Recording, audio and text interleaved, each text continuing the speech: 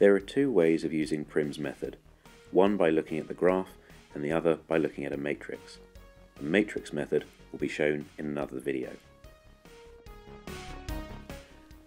Prim's algorithm is another nice easy one to use with a graph, but before we do that it's a good idea to work out how many edges we're going to need for our minimum spanning tree.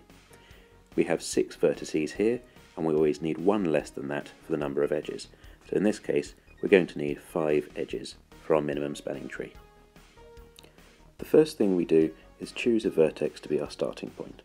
I'm going to choose A, and then we look at the weights of the edges coming from it. So we have a 10, a 9 and a 7, and we choose the one of minimum weight. In this case it's the 7. We now look at all of our connected vertices, that's the A and the D, and look at each of the edges coming from them. So now we have the 10, 9, 4, 7 and 9, and we choose the minimum one once again. This time it's the 4. Again, repeating the process, we look at each of the edges that come from them, but we do look at only the ones that connect currently unconnected vertices to them. So we count the 10 because it connects the B to the A. We don't count the 9 because that would just be connecting 2 currently connected vertices, so we don't count that one.